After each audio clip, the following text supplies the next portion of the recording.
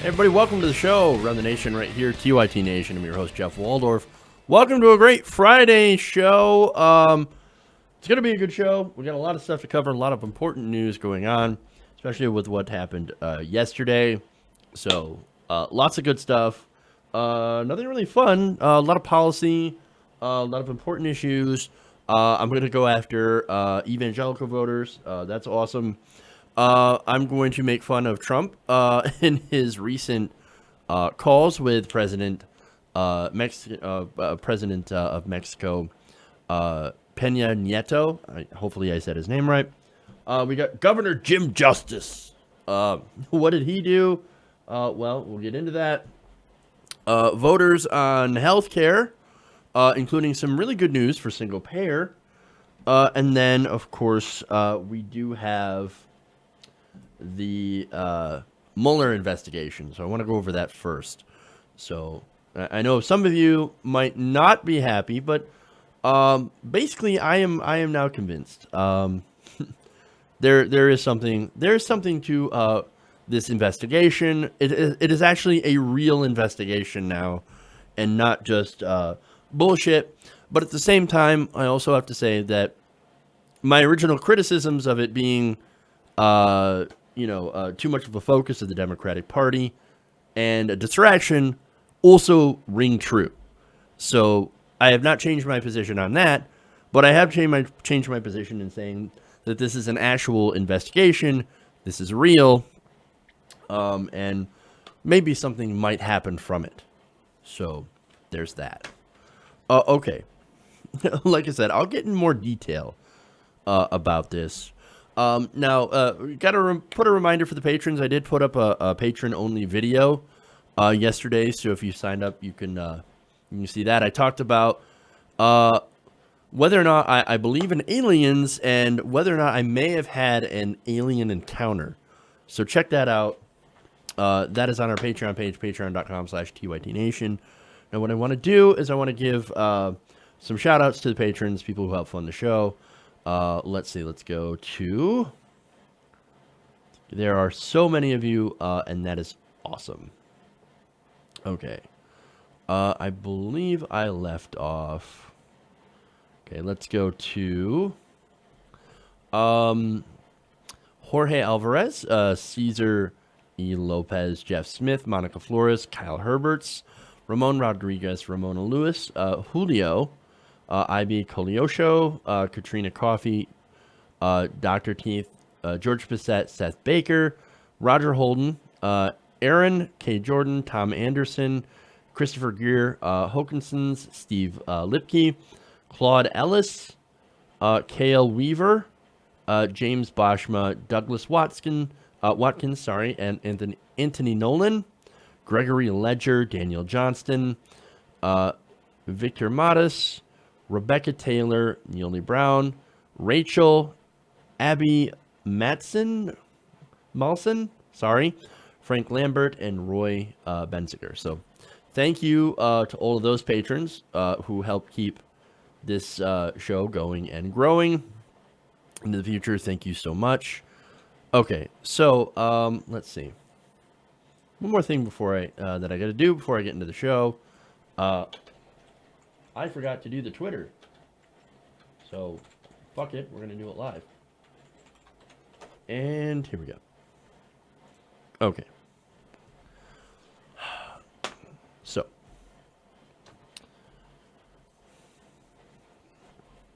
All right.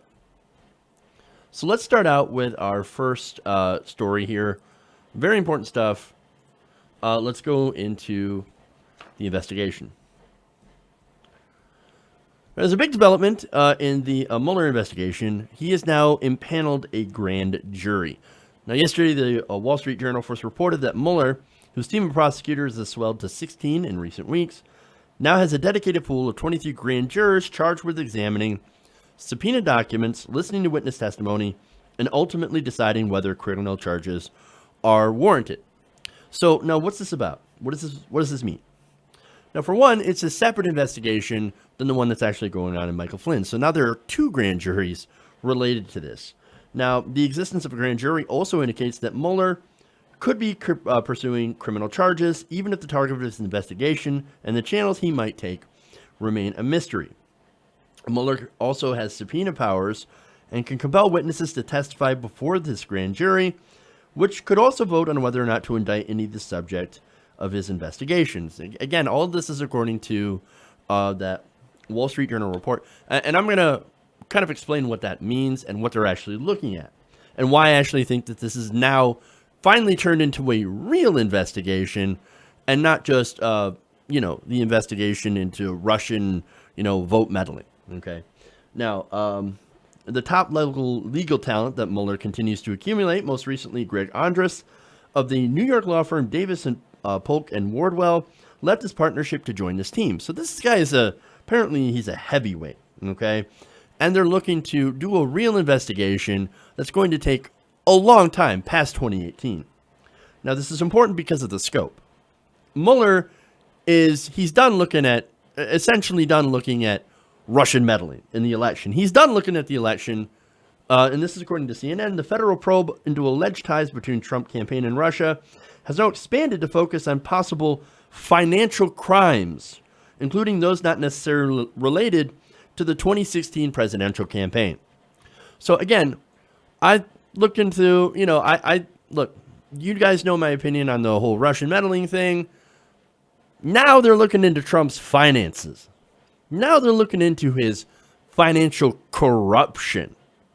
Now that is far more interesting of a question than whether or not the Russians had somehow, did enough propaganda or something to tilt it towards Donald Trump instead of Hillary Clinton, which they did a poor job, of course, in doing so. If they had even, when it comes to the 3 million people who voted for Hillary Clinton, they actually did a poor job on that. But anyway, again, this is much, much bigger than this originally started. Okay, because when you're looking into Trump's corruption, Trump is a corrupt motherfucker. You're going to find something. Okay, so now more details. Now, the FBI is reviewing financial records related to the Trump organization, as well as Trump, his family members, including Donald Trump Jr. and campaign associates. They combed through the list of shell companies and buyers of Trump brand real estate properties and scrutinized a roster of tenants at Trump Tower, reaching back more than a half a dozen years.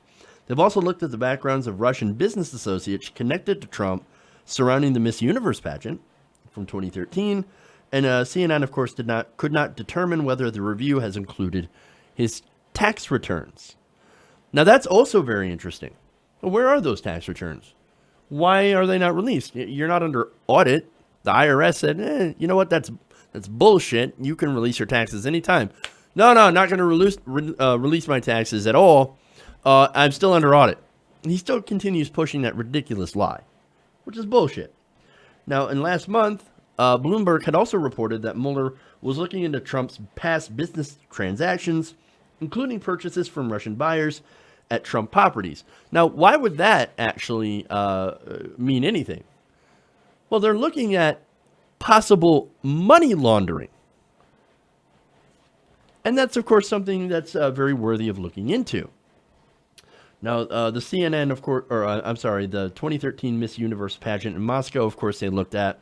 Also a Soho development involving Russian associates and Trump's 2008 sale of a Florida mansion to a Russian oligarch. So there's all of that. Now, another person of interest is Carter Page. In fact, I'm going to go through later on and tell you who the people of interest are in this investigation. But look, this, I believe, is a real investigation. This is where they're actually going to find something. If you're going to look into corrupt financial dealings, impossible money laundering, and other financial crimes, that's the play. That's how you're going to nail Trump with something. Okay, this isn't about Russian hacking. This is about corrupt financial deals that could have you beholden to wealthy people that just happen to be Russian. Okay, now for me, I'm starting to get more and more convinced that there is some sort of a financial deal with Russian oligarchs. Now, the nature of that deal, I don't know. Whether it's illegal, I don't know. Or if it counts as any sort of collusion, or if there was any sort of collusion, again, I have no idea. But there is something there that he does not want us to know. He does not want us to look into, and that is, you're going to find that in his finances. Okay? Again, why else would he, not release his tax returns? Why else would he warn Mueller not to look into his finances? If his finances were clean, he should be like, hey, man, go ahead and look. Sure, I don't like it that you're looking into my finances. But, hey, man, go ahead and look into it. Okay. There's nothing there. You're not going to find anything there, so go ahead and waste your time. I'm transparent. I don't have any Russian deals. Wonderful. Now, why did he fire Comey and do obstruction of justice? Why is he suddenly looking into presidential pardons? Again, this is weird. There's a lot of little coincidences going on here. And that kind of stuff deserves some scrutiny. Okay? This is no longer a big fat nothing burger. Okay? The Russian hacking stuff, right? Look, I'm not saying I don't care about electoral integrity. I really do care about electoral integrity. But as far as we know, they didn't hack and change vote totals. If they did hack the DNC and give the Podesta emails to WikiLeaks, okay, well, so what? So yes, they possibly broke into the DNC and stole a bunch of emails and released them. That made the DNC look bad. Well, WikiLeaks didn't write those emails. The Russians didn't write those emails. The DNC wrote those emails. And not only that, but they didn't have a gigantic impact on the election. A lot of people already knew Hillary and the DNC were very skeevy, were very shady. WikiLeaks, though, those emails just showed us how skeevy they are. Again, we kind of already knew that. And besides, if you don't want your shit stolen, get good security. Because, look, we should expect foreign powers to try to attempt to influence our elections. Why? Why would I say that? Because we influence elections all the time. It doesn't make it right when we do it. We should expect other countries to also attempt to do it. We should expect, just like we should expect other countries, our allies, to spy on us. Because we spy on them. Everybody spies in on each other. Everybody steals secrets. This is not new. If you don't think that this happens, then you are naive. That's why you have to have ways to protect yourself and to protect your data, to protect your integrity, okay?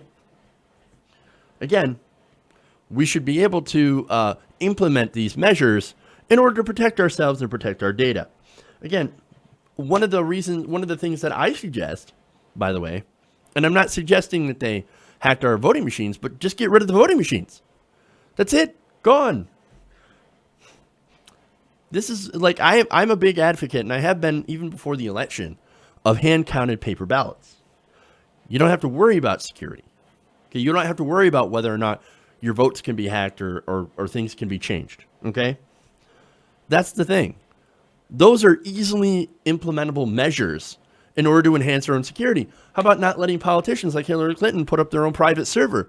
That would also be a wonderful thing for security. Okay? And I criticized her for doing so. And I criticized the DNC for not having up-to-date security. And I criticized the voting machines for not having their own up-to-date security. You know, they had a hackers conference sometime last week, maybe it was this week, where people were able to hack these voting machines within like 10 minutes. That's a serious exploit that needs to be fixed. Why are we not fixing those things? Come on. We need to fix our security. It's important. But all of that, again, that is not the main focus of this investigation, and it shouldn't be. Now this is about Trump's corruption.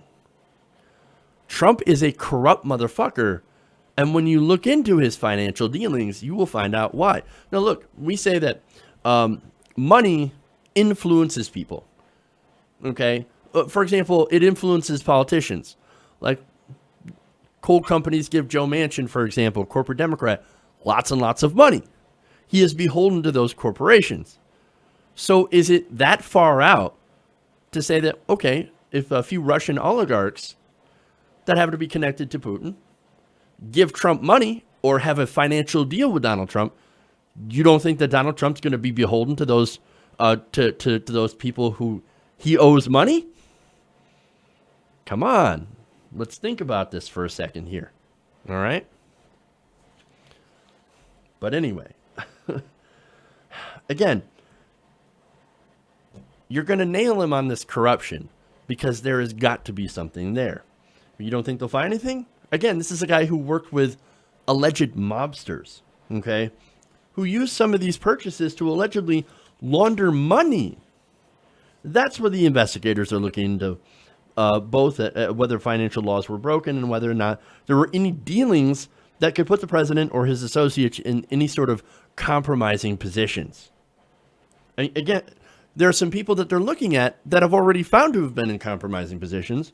You have Paul Manafort, former campaign chairman. You also have Michael Flynn, former national security advisor. You have Carter Page, cited by Trump as a national security advisor. And of course, you have Roger Stone. Now, according to current and former officials, Paul Manafort has decades of doing business with foreign regimes for reputations with corruption. The focus now for investigators, according to CNN, is whether or not Manafort was involved in money laundering or tax violations in his business dealings with pro-Russian parties in Ukraine. He has also been drawn into a related investigation of his son-in-law's real estate business dealings, some of which he has invested in. Flynn also drew suspicions in late 2016 when spy agencies collecting the communications of Russian ambassador Sergei Kislyak. Now, again, you might say, oh my God, we're spying on Russian communications.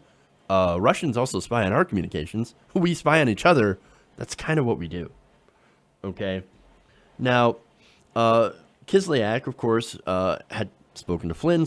Flynn spoke to Kislyak, had meetings. And in one of them, they had discussed the subject of U.S. sanctions on Russia. Russia would like those sanctions gone. Our Secretary of State, Rex Tillerson, would also like those sanctions gone. There's a political motive here. Oh, and look, Flynn is, of course, was on the Trump campaign at that time, was a surrogate for Trump. Oh, look at that. He has access. Talk to the ambassador. Hey, man, maybe you should talk to Trump and, see what you can do about those sanctions if you guys win. Now, whether or not they promise to help Trump win, that's what we're looking into. That's what the collusion stuff's about. And if they had received any sort of information, for example, damaging information on Hillary Clinton that could have gone to help the campaign, that would be considered a campaign contribution by a foreign entity, and that would of course be illegal under campaign finance law. Now, again, you also have, they were talking about sanctions, right? I mentioned Rex Tillerson, who is the Secretary of State, would like to get rid of those sanctions too. Well, why? How does that help him? Well, Rex Tillerson was a former CEO of ExxonMobil. ExxonMobil wanted to do a $500 million deal with Russia. It's an oil deal. And not only that, but during Tillerson's tenure as CEO of ExxonMobil, they were found to have violated Russian sanctions and had been fined $2 million. Now, that's of course, that's like pennies to them. They're a billion-dollar business or multi-billion-dollar business. At the same time, they violated Russian sanctions. Just saying, okay? And look, investigators, back to Flynn, have focused on his lobbying work for the Turkish government, in which he did not disclose as required by law. So this is the kind of stuff that they're looking into, right? And now they have a grand jury.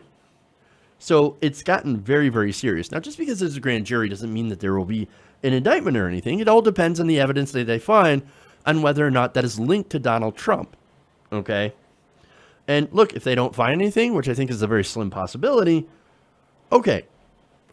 If they don't, then this Russian investigation will have been a big waste of time, and I'll be the first one to admit. And I'll be like, okay, hey, man, it turns out I was wrong. There was no collusion with Russia. There was no any sort of deals. Okay, wash our hands of it, gone, right? I don't think that's going to happen. But again, I am very skeptical, or I have been very skeptical of the Russian investigation from the first. And look, there were reasons because of that. One of them is because I know that the Democrats have been trying to use that as a smokescreen, as a cover to cover for Hillary Clinton's embarrassing loss to Donald Trump. I know that. And I know that the media goes on and on and on about it. I report maybe a story every once in a while when there's a huge, huge development, because I think that that's an important part of actual news. You may not like it, but I believe that my job is to report news. This is kind of newsworthy, at least in my opinion. But again, I understand the frustration of the constant media attention on it. But again, if something is important, you can't really blame me for wanting to do a story on it every once in a while. Now, I also know that some of the news and some of the media has been rightly criticized for releasing false information and having to go back and correct their stories. I understand that as well. So there are plenty of reasons to be skeptical of this. But Mueller, it's not like this guy's not a straight shooter, okay? Mueller is a heavy investigator. They brought in this guy to find out what the hell is going on, in Trump's words. Now, another, of course, criticism here, and that I forgot to mention earlier, is that some neocons and neoliberals want to use this Russia stuff as a pretext for at least a proxy war, or maybe something more disastrous than a proxy war. Again, I'm not in favor of starting any wars. I'm not in favor of beating the war drums. I'm not in favor of covering for Hillary Clinton. Okay? I'm not in favor of any of that bullshit. I'm not in favor of 24/7 inundating the media with Russia, Russia, Russia. I'm not in favor of any of that. What I'm in favor of is getting towards the truth. Now, whatever may come out from this investigation, again, Trump might be super, super guilty of financial crimes. He might be guilty of colluding with the Russian government. And look, they might even come out that they got something of value from the Russian government, or none of that could be true. We don't know. What we're trying to do is we're trying to find things out. Now, like I said, my personal feeling is that there is something there. But personal feelings do not trump facts. So again, while I think that there may be something there, that doesn't necessarily mean there is something there. So that's why this investigation is super important. And now that they're looking into his financial corruption, that is really important. That is very, very significant. And I'm very, very looking forward to seeing what happens and what comes from this investigation. Now, it's going to take a long time. They need to take their time, do their due diligence, and really look into what's actually going on and finding all the facts and all the information that they can find. Okay, I want them to do their homework. I want them to do this right so they can find out the truth, whichever way it may lie. And again, that's what this investigation should be about. Not to score political points, but to get to the truth and to the heart of the matter. And that, I think, is the most important thing. Okay. Like I said, I knew with my audience is not going to be a very popular opinion. But, hey, man. Like, I'm doing what I think is right. So, and that's what you have to do. So, okay.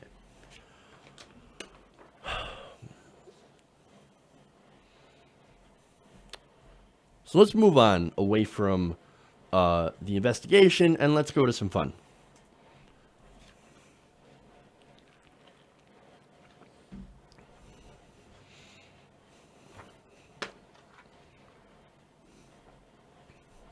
Now, it's no secret that Donald Trump has called to build a wall with Mexico. He did that during the campaign. He said, hey, we're going to build a wall between us and Mexico. It's going to be great. It's going to be grand. It's going to be, 10 feet higher. It's going to be a big, beautiful door inside of it. And it's going to be great. And you know who's going to pay for it? Mexico. Mexico's going to pay for that wall, of course.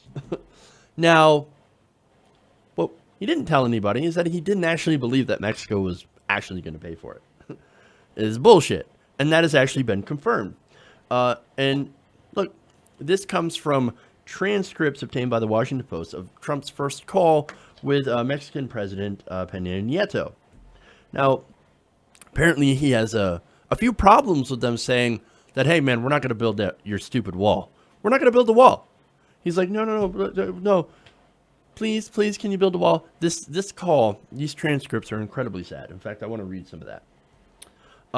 He said, you cannot say that to the press. He told Nieto repeatedly about his government's defiance on the wall. Defiance. No, you're the one who's saying you're going to pay for this wall that we're going to build that you don't want. And now you're saying, man, I really wish you would stop saying that you weren't going to pay for the wall. They're not going to pay for the wall. How much clearer do they have to be? But apparently he has to be, they have to continue being very, very clear. And Trump, he's going to be very, very sad about this. And he's going to try to appeal to Nieto by being super sad. He says, you cannot say that to the press. You just can't keep saying that we're not going to build this wall. The press they're going to run with this. They're going to tear me apart. I can't have that. I cannot live with that. Oh, so sad.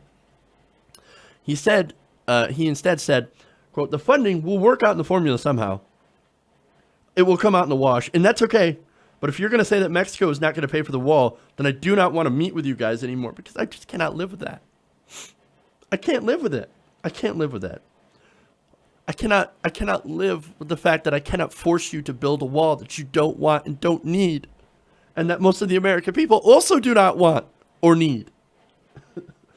Now, he also said, oh, but don't worry, this is very unimportant to me, except for it's super important politically. In fact, quote, politically, this might be the most important thing. So he's like, well, it's not really important, but it's super, super important. Well, which one is it? Either it's really important to you or it's not. But politically, look, he says, I made a promise to my base. They believed me, and now I actually have to try to do something about it. And it is not going well. It's actually sad. It's a disaster, baby. Now, speaking of politics, he told Nieto, on the wall, you and I both have a political problem. My people stand up and say, Mexico will pay for the wall. I wonder who started that. And your people probably say something in a similar but slightly different language. I don't even know what that's supposed to mean. But again, look, Mexico does not want to pay for the wall. Come on, man. Very few people in America also want the wall. It actually pulls pretty terribly. It's just a bad, stupid idea. But he says, I have to have Mexico pay for the wall. I have to. I have been talking about it for a 2-year period. Come on, Nieto. I've been talking about this for a while. Well, whose fault is that, dumbass? Come on, man. Again, he's begging and pleading with this guy. Come on, do me a solid and just build the wall for me. Just pay for the wall. We'll build it. It'll be great. In fact, again, he says, we should both say we will work it out. It will work out in the formula somehow, as opposed to saying we will not pay and me saying, well, we will not pay. Well, you know, it'd be great is if nobody paid for the wall. Nobody. Then we wouldn't have a stupid fucking wall. But again, why should Mexico have to work out how to pay for your ridiculous, stupid fucking wall? They are not paying for it. And I sure as fuck as a taxpayer, I don't want to pay for the fucking wall. I don't want to pay for it with my taxes. So how about Trump goes and fucks off with his border wall bullshit? And look, Nieto kind of says that, but in a super, super nice way.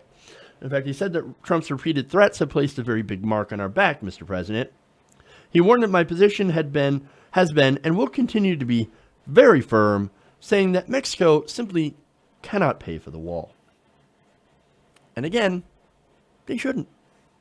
They shouldn't. Look, again, they're not sending their worst people over the border. They're not sending drugs. They're not sending crime. They're not rapists. Come on. And Trump knows that, but he's going to continue to shamelessly beg. Trump told Peña Nieto that, quote, he knew how to build very inexpensively. Come on, dude, I'm going to make it super cheap for you guys. Super, super cheap. And it'll be nice. In fact, it will be a better wall, and it will look nice, quote. Well, golly, yeah, I guess we're going to pay for it after all. I mean, it looks really nice. And it might even have solar panels, and it might even be transparent. Those are some of his newest ideas on the wall. Ridiculous, man. No. There is absolutely... Notice how there's no incentive here.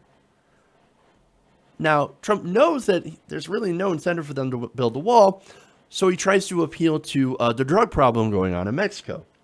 He says, we have a massive drug problem where kids are becoming addicted to drugs because the drugs are being sold for less than candy. Really? Less than can't... Come on, man. I find that really, really, really hard to believe. Super hard to believe. Now, get this. He continues by saying, quote, I won New Hampshire because New Hampshire is a drug-infested den. Now, citizens of New Hampshire, I'm sure you're probably not happy about this, okay? So, are you saying that you won this because it's just filled, so many people that are on drugs, the place is filled with drugs, or there's very little context in this. He just randomly brings up, I won it because it's so drug infested. At least work on your phrasing or something. But actually, look, that's not what he's saying. Obviously, he won it because, there's a big drug problem, and there are people in the state that wanted me to solve the drug problem because I actually promised that I would do something about it, even though in all of my budgets, I actually cut aid for people who need addiction services. But oops. And look, another oops is that he didn't win New Hampshire at all. During the general election, at least, New Hampshire went to Hillary Clinton. Yes, he did win it during the Republican primary. Okay, that's fair. But still, calling it a drug-infested den, again, phrasing, right? That's not the way to talk about a state that's actually facing a real problem. Now, do you guys know why drugs come across the border in the first place? It's not because there's no wall. No, it's because there's demand. Look, if you were to, legalize and regulate drugs across the federal government, that will actually kill the cartels. It will kill their main source of income. And right now, look, a lot of their money comes from selling drugs to Americans that are hooked on drugs. And, of course, Americans, they sell guns back to the Mexican cartels. So, and that's what Nieto's saying. He actually said in this exchange, look, a lot of our guns, a lot of the cartels, we're fighting them right now. We're in the middle of a giant war fighting against these cartels, and they're killing us. They're killing our soldiers. They're killing our citizens with American weapons. Americans are arming, not the government, but Americans are selling guns and arming the cartels. And the cartels, of course, are getting all that money to buy these guns from the drugs that they sell to Americans. You see why there's this problem? And again, what we're doing right now, doubling down on the drug war, you're actually empowering the cartels. Now, what happened when Colorado legalized marijuana? They actually started to disempower the cartels, and they've had to change some of the drugs that they were selling to Americans.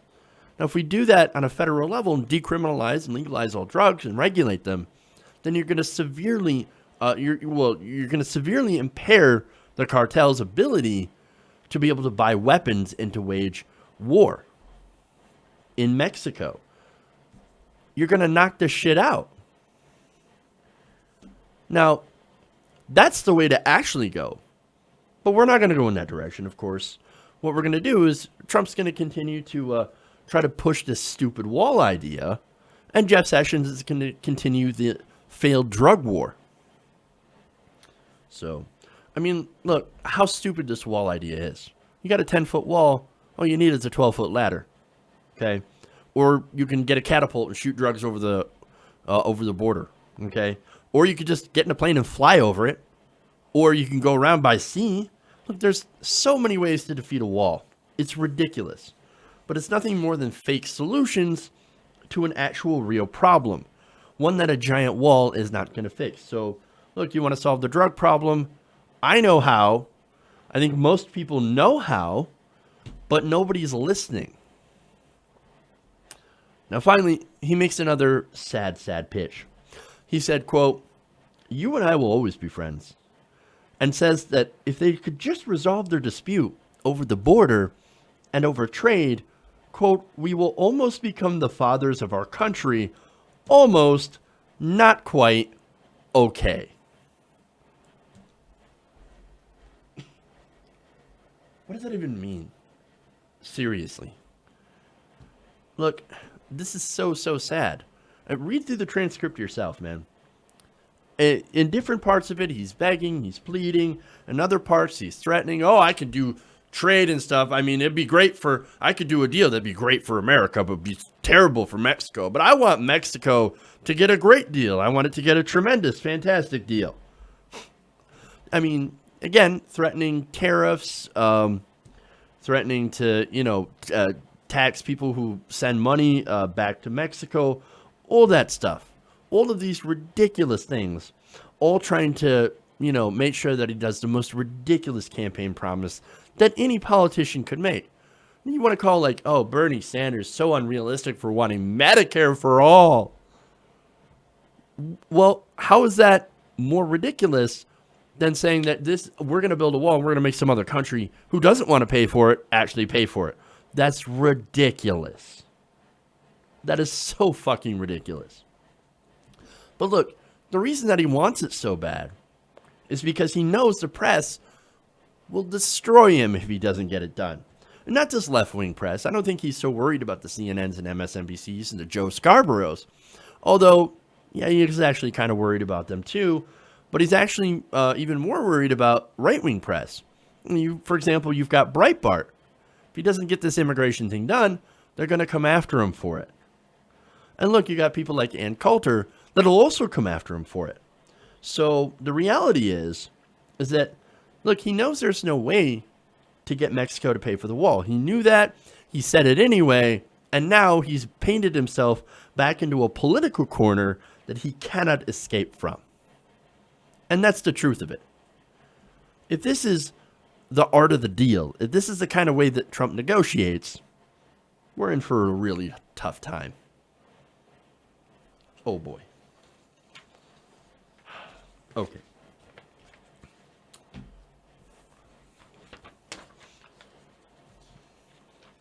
Let's see. All right, let's go to healthcare.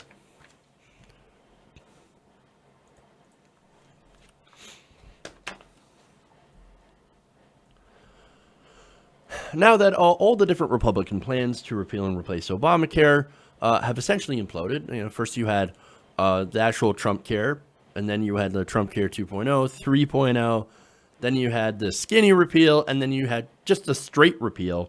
All of those things imploded. They couldn't happen. Now that all of that did happen, the voters are pretty pissed. And look, they were pissed at the Republican Party for not just failing to repeal and replace, but they were actually just pissed that they tried to change it in the first place. Now, there's a new Quinnipiac University poll that showed staggering opposition among registered voters towards Republican-led efforts to repeal and replace Obamacare, with 80% of voters disapproving of the way Republicans in Congress are handling health care, including 60% of self-identified Republicans. Oh boy. Now you could say, okay, look, they didn't handle this well, right? But don't worry, we like their ideas. They just handled it very, very poorly. That's all. Okay, well, no, actually. For one, the way that they did it obviously shut out the Democrats, while simultaneously blaming Democrats for their failure to repeal Obamacare, something that the Democrats voted in through party line. But wait a minute. So you went for budget reconciliation, which only requires 51 votes. Okay, so all you needed was 50 votes, and then Mike Pence could go and break the tie. You couldn't even get that. You deliberately created a process that left the Democrats out. Again, you've got 52 Republicans. You've got a simple majority, and you still couldn't get it done. No, interesting. So, again, they could not get it done, and yet they blame the Democrats for it. That's fucking ridiculous.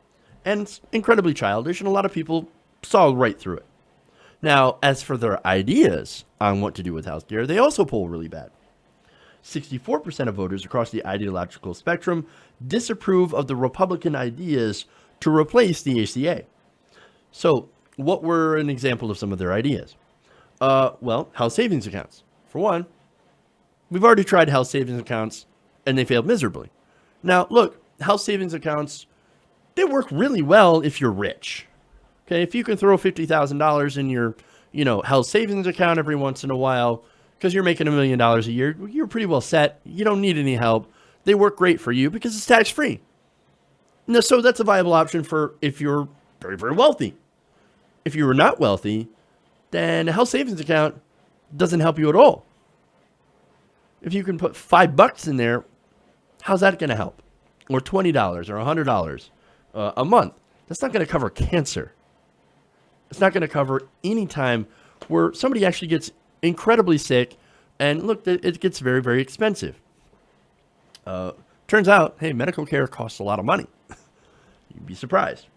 Now, another idea that they had, of course, is replacing subsidies with tax credits. Also something that massively helps wealthier people. Cutting Medicaid by $770 billion.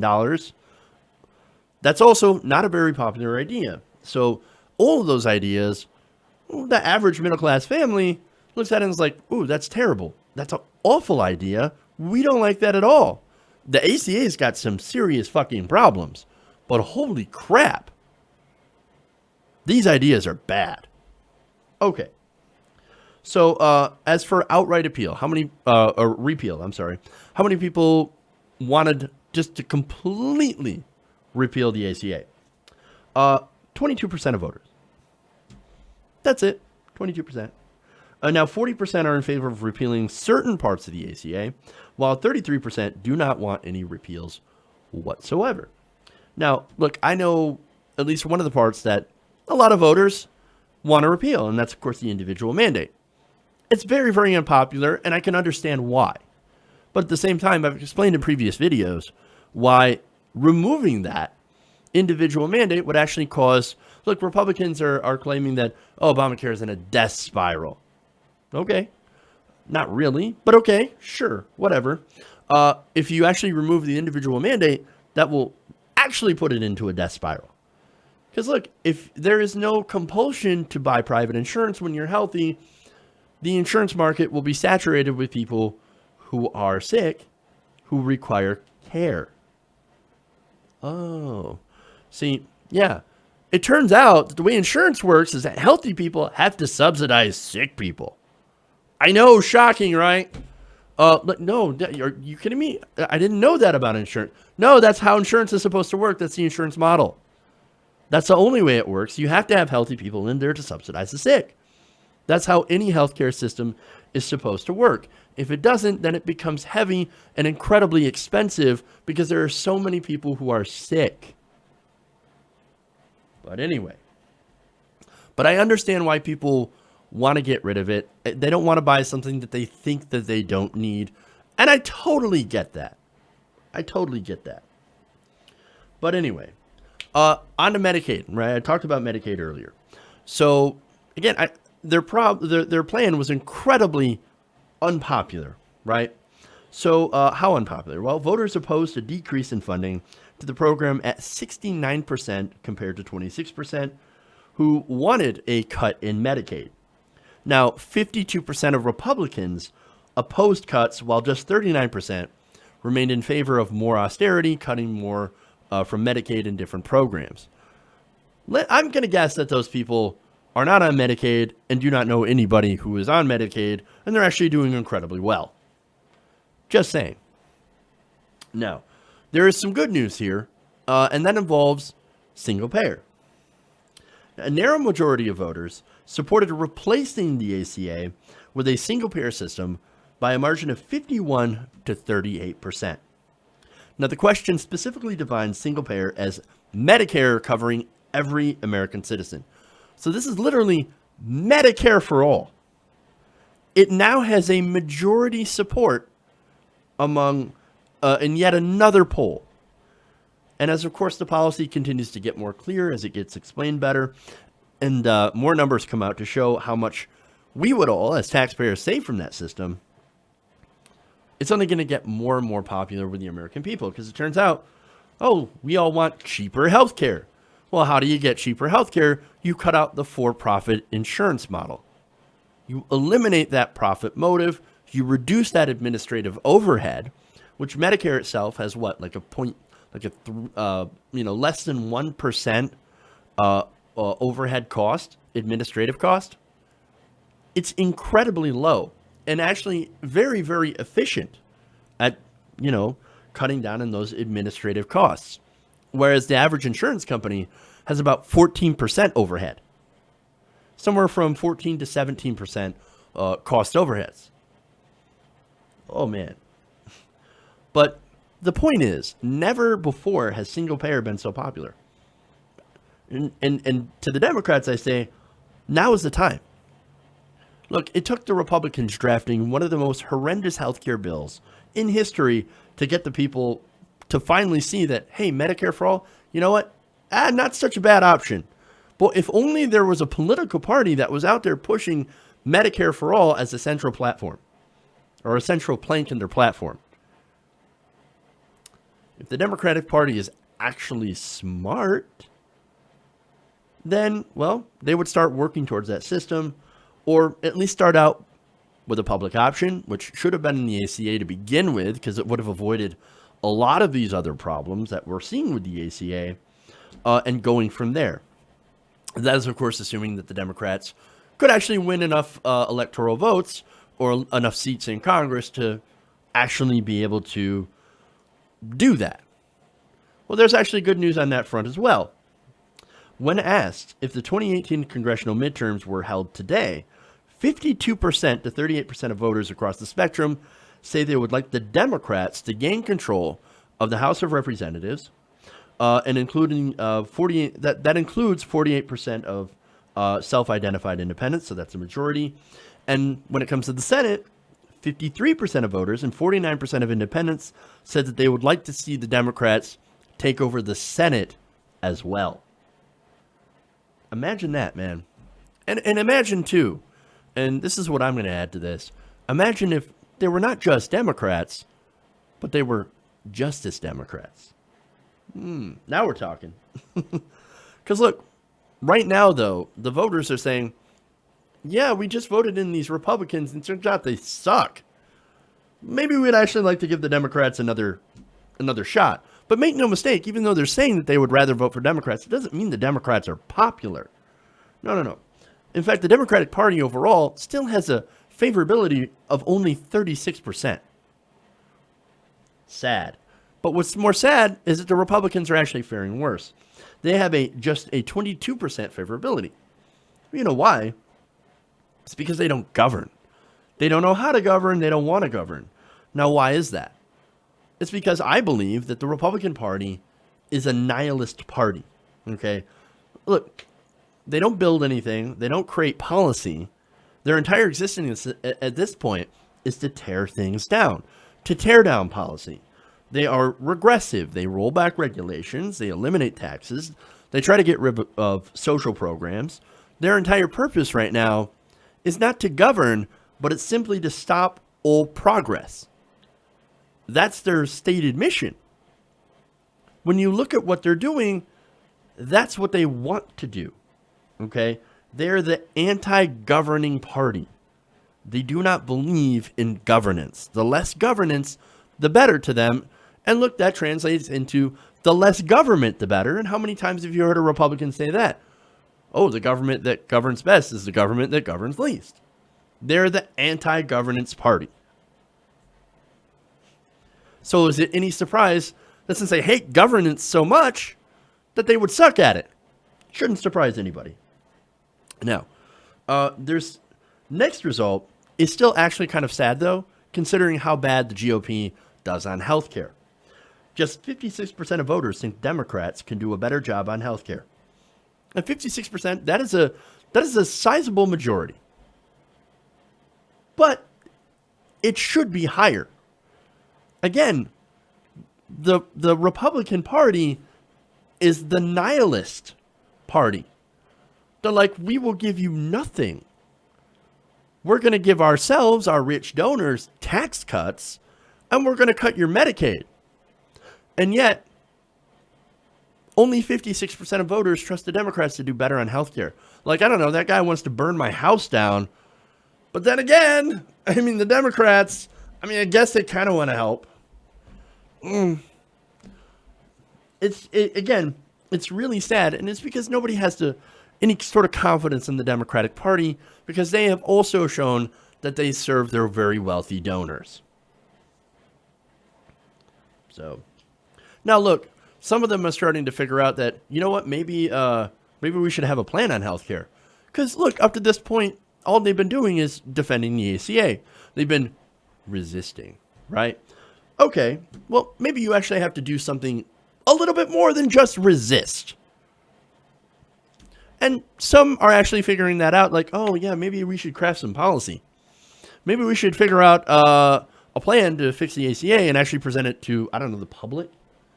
Yeah, that would be smart. That's politically smart. It is, look, we tried resisting against Trump during the election and setting it up as, hey man, we don't want to elect this crazy buffoon. And the American people were like, nah, let it go. Let's give him a shot. Which is ridiculous. And look, that is the fault of the Democratic Party, who did not actually run on anything. And now, thankfully, some of the Democrats, even Chuck Schumer, are like, hey, you know what would be a great idea if we actually ran on something? Let's craft an economic plan. Now, look, it's not great, that economic plan. It's not going to go far enough, of course. And look, a lot of it is just platitudes. But at the same time, at least they got the hint that, oh, right, it's not enough to just say Trump is bad. No shit, we all know Trump is bad. Even Republicans are like, yeah, Trump sucks, but what are we going to do? Like the Democrat? All right. But anyway, look, as far as speaking of plans, right? There's still really no plan out there, really major plan at least, to fix what's wrong with the ACA, not from the Democrats. Now, it's a good thing that us progressives are here, so we can, of course, as usual, lead the way. John Conyers, for example, in the House, he keeps reintroducing H.R. 676. That's Medicare for all. You also have Bernie Sanders, who's working on releasing his version of Medicare for all. So look, help is on the way. And it's coming, of course, from the progressive wing of the Democratic Party, and not from the centrist corporatists who are just like, I don't know, ACA is pretty good. It's not. Now, one more thing. And this is not really related to health, but they threw this in too. Quinnipiac asked about transgender rights. Now, that's been getting a lot of attention since Trump was like, hey, I know, let's ban the transgenders from the military because of the tremendous medical costs of all the transgenders getting their surgeries and stuff. Okay. So now, Quinnipiac asked, are you in favor of transgender people openly serving in the military? According to the poll, 68% of voters, including 55% in military families, believe transgender individuals should be able to serve openly in the military. 89% of those surveyed also believe that it should be illegal for an employer to discriminate based on an employee. To discriminate against an employee based on their sexual orientation. Now, it did not ask about gender identity, which would have fit into the transgender question. But nonetheless, look, this shows you, for one, this poll shows that America is not only ready for a progressive healthcare plan. 51% want Medicare for all. They hate the GOP plan. 80% of Americans despise the GOP's plan. And not only that, but on transgender rights, for example, serving in the military and making sure we don't discriminate against people for being gay or bi. This is far more progressive. This is painting a picture that America is far more progressive and far more liberal than any of the senators. And look, even more than the centrist Democrats, the corporate Democrats, will allow you to know. Very interesting. So, look, on these issues, look, progressives win. Democratic Party, take note. Don't just go to the mushy middle, okay? You shouldn't be going to the center. Oh, but no, governance happens at the center. No, it doesn't. Not in this day and age. There might be a time there we're actually used to. Now, look, have you seen the Republicans for the last 8 years? Governance does not happen in the center. President Obama continued to push centrist policy to try to get Republicans to sign on, even going over to some right-wing policy, and still, they slapped it away. They slapped it away. We're not interested in working with you. You know what we're interested in? Fucking domination. So you know what? Let's take a play from the Republican playbook. You want to play hardball? Well, we can play hardball. And the only difference is, yeah, you can play hardball really well. You've got great messaging. But we have the policies. We have better policies. Not only do we have better policies, but we've got the people behind us. And that's something that you do not have. So, Republicans, man, if the Democratic Party gets their head on straight and actually embraces the will of the voters, and they actually start being bold and pushing for bold progressive change, then they should crush the Republicans in 2018 and in 2020. Because again, we're right on the policy, we're right on the issues, and we actually know how to govern. And turns out, people want a party that actually knows how to govern. Okay.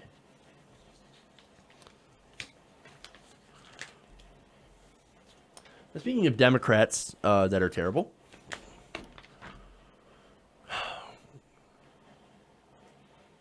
let's go to Jim Justice.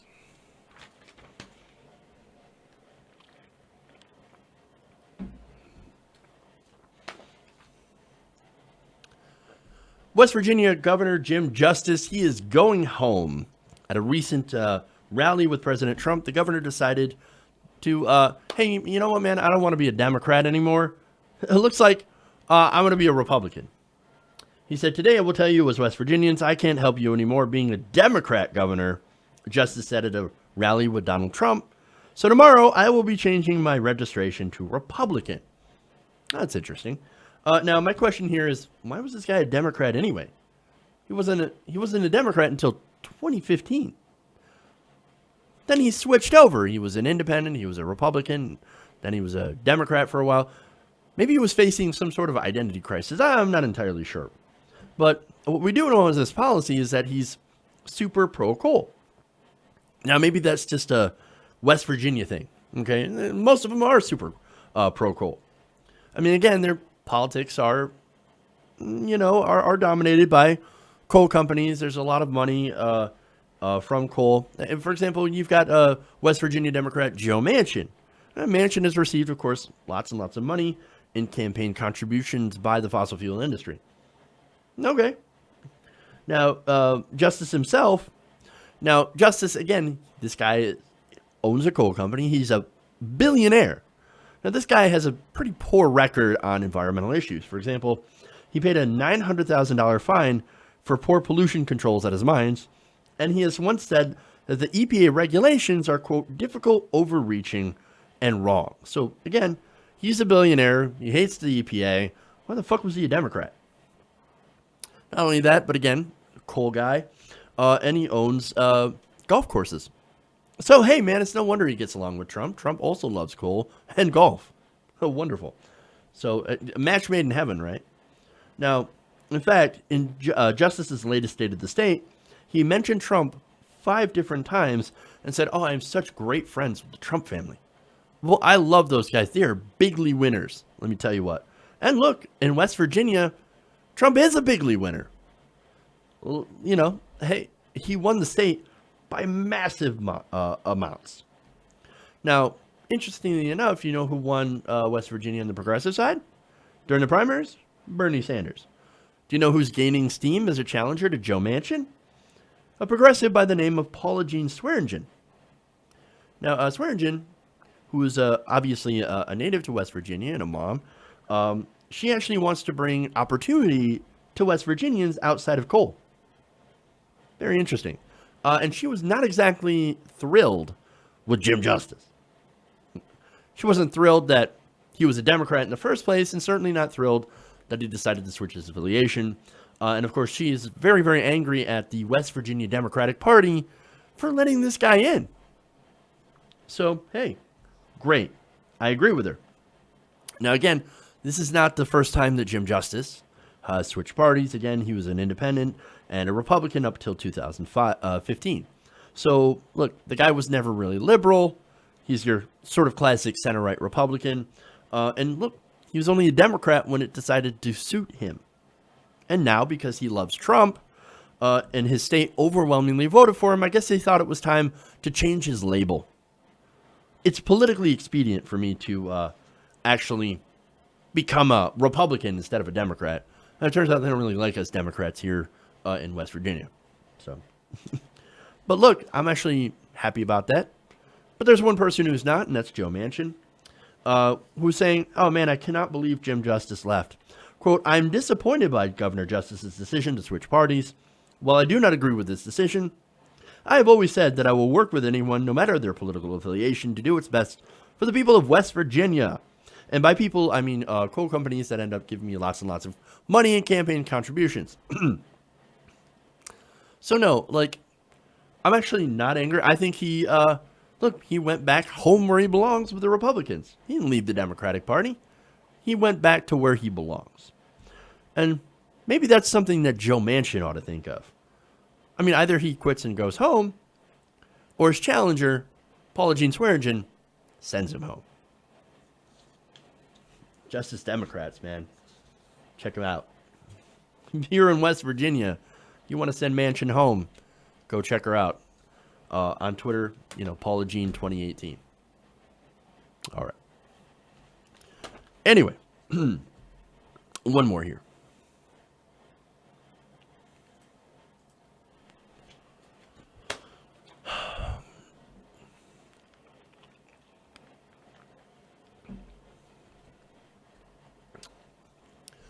Now, poverty happens to be a big problem in America, and I happen to talk about it a lot. You know who else talked about it a lot? Jesus. Now, the Republican Party and a lot of right-wing Christians claim to follow the words of Jesus Christ.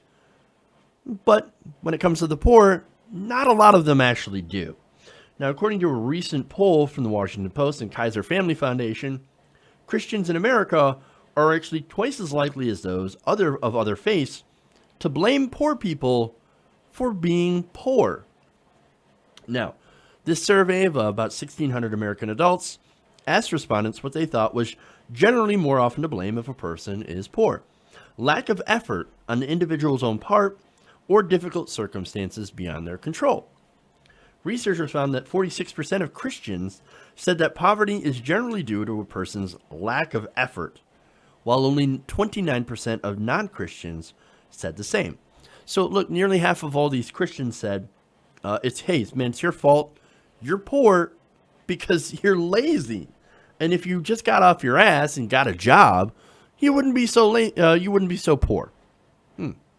Now, you want to guess which part of Christianity believes that the most? Now, think of the group that mainly votes for a lot of Republicans. Got it? Evangelical Christians. Now, according to the Washington Post statistical analysis, white evangelical Protestants, WASPs, compared to those with no religion, were 3.2 times more likely to say that poverty is caused by a lack of effort. While atheist, agnostic, and unaffiliated Americans blame difficult circumstances for people's poverty at a rate of 65%. Now, 42% of American adults in total believe that poverty was due to a lack of effort, while 53%, a majority, believed it was due to difficult circumstances. Again, I believe that number should be higher as far as difficult circumstances. Although, look, it can be a mix of different things. I'm not really arguing for absolutes here. But I think a lot of people, poverty is more structural and institutional than it is just you're lazy. Again, you can point to specific instances of where laziness certainly does have an impact, but I think more tends to be outside factors beyond people's control. For example, the neighborhood and school that you go to, that you live in, the economic situation of your parents, for example, or your family life, generational wealth, things like that. Good jobs in your area. Again, like I said, access to education and healthcare, all this different, really sort of institutional things that impact and say whether or not you're going to be in poverty. So, again, I guess, well, you see what side I'm on. All right. Now, again, you might be tempted, some of you, to blame religion. However, it's actually not the main predictor of your attitude towards poor people. It also has to do with political identity. The Washington Post found that political partisanship is the most important factor when it comes to this particular question.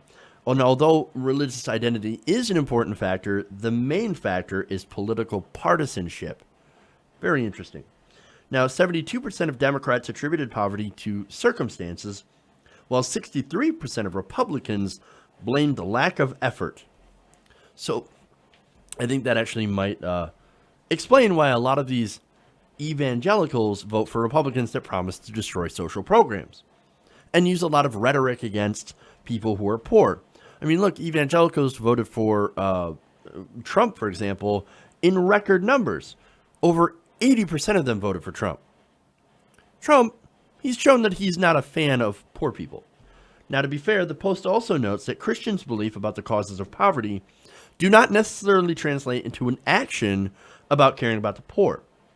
So, look, if you're a right winger and you think, well, some people get there because they're lazy, but that doesn't mean I'm not going to help the poor. It doesn't mean I'm not going to do something charitable. It doesn't mean I'm not going to work at a soup kitchen or donate to, whatever Christian charitable cause that my church is running. Yeah, of course. But still, at the same time, it does lead to, of course, fighting against social programs that do overwhelmingly help the poor, and also leads to this air of condescension. For example, when it comes to homeless people, okay? Now, the Washington Post had interviewed a number of individuals for this piece, and most of them claimed that they were taught in church to help the needy and that their congregations worked hard to care for the poor. And certainly a lot of them do. Now, they also talked to someone on the other side of the fence, and that's Reverend Dr. Jackie Lewis. Now, she's a minister at the Middle Collegiate Church and a progressive Christian activist. Now, she told the Huffington Post that she believes there is an inherent conflict in giving charity to the poor while blaming them for their economic status. Acknowledging that poor people are caught in structures and systems that are often beyond their control forces Christians to think deeply about how to work for justice, she said. Quote, we are forced to ask ourselves about whether the ways these systems work are consistent and coherent with our belief in a God of love and justice, whose compassion was shown uniquely in the life of a poor Jewish rabbi from Palestine. We have to ask ourselves, can we sleep at night when there are homeless on the street, when a mom can't see her children because she has to work 3 jobs to survive? We have to ask ourselves, are we following in the way of Christ, or are we following in the way of the empire? Ooh. And she says, that is a more decidedly difficult question than, can I make my shift at the scoop kitchen? So again, she's drawing a contrast here. So a lot of these, not all of them, but a lot of these Christian evangelical right-wingers, they'll be like, yeah, of course I help the poor.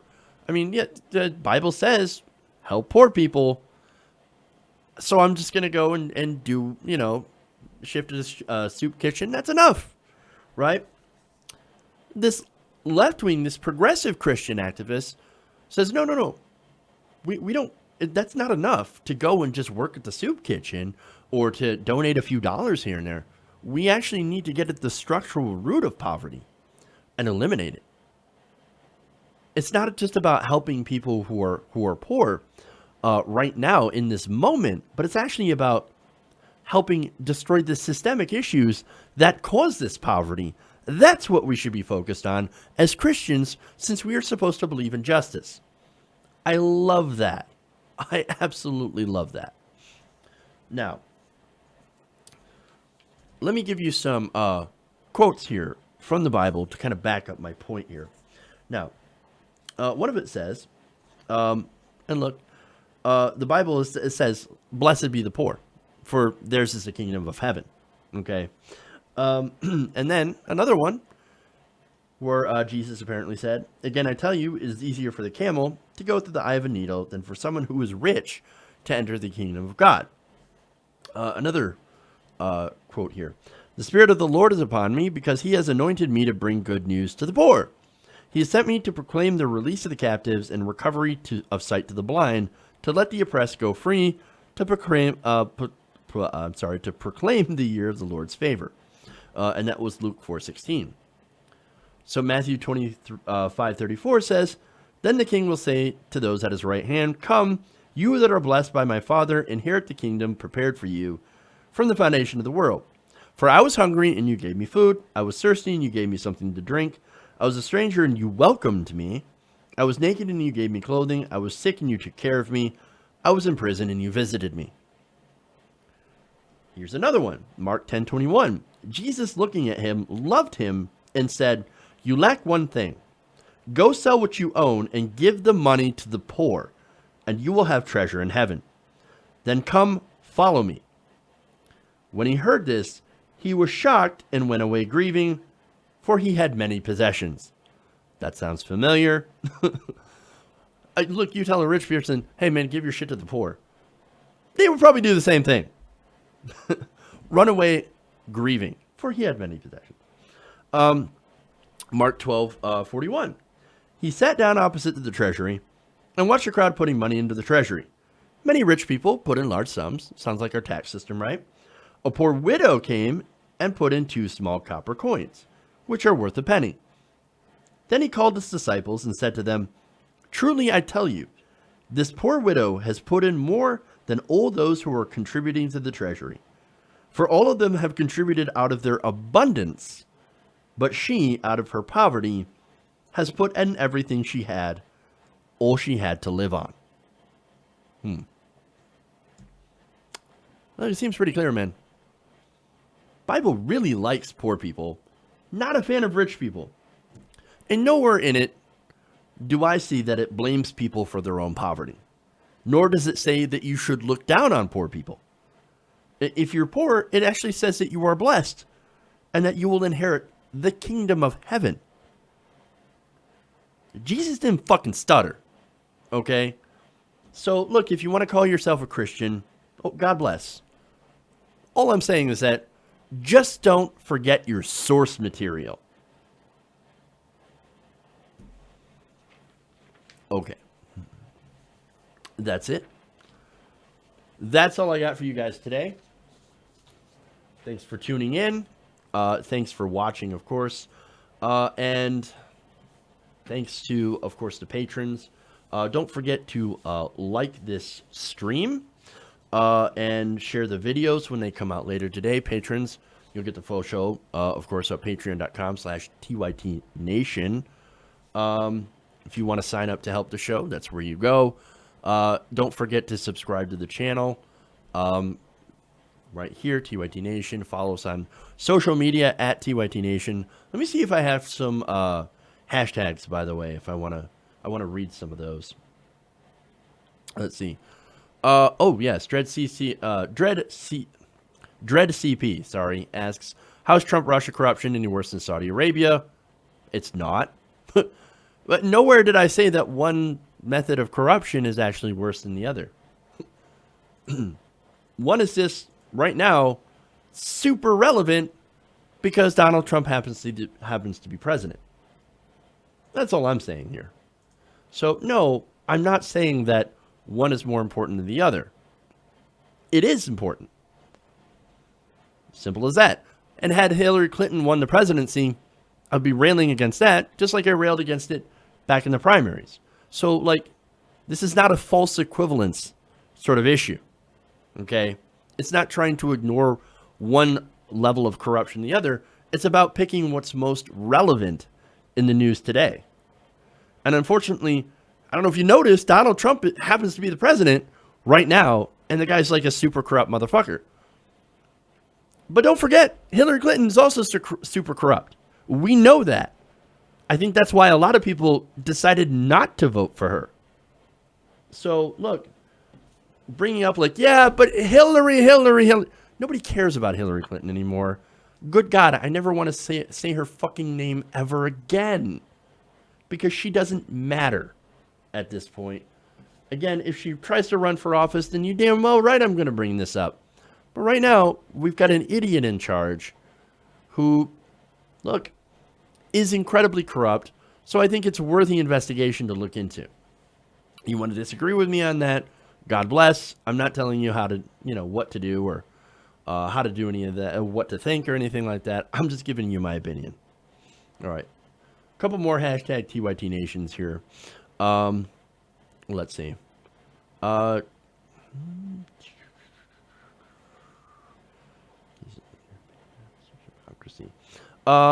Hargrove tweets in hashtag TYT Nation. The scriptures are in case in point that said Christians will pay in their afterlife. Such hypocrisy to blame the poor. She also says because people have so much hatred in their fellow countrymen, they will not help the poor. And the sad part is that Christians blame poverty in the USA on being lazy, yet they do mission work in foreign countries. Again, I can't blame all Christians, of course, but there are a certain sect of Christians that are incredibly hateful and are against the poor. But there are also some fantastic Christians that do a lot of great work. So let's not forget to give credit where credit is due, and also to go after the people who do make a mockery of what Christianity is really all about. So, and again, this is coming from a non-biased observer. But, all right. So that's all the tweets, hashtag TYT Nation. And now that's everything that I've got. So everybody have a fantastic weekend. Thank you so much. We'll see you guys next Monday. So we'll be here. All right, everybody. Love you guys. And we'll see you later. And remember, change begins with you. Good night, TYT Nation.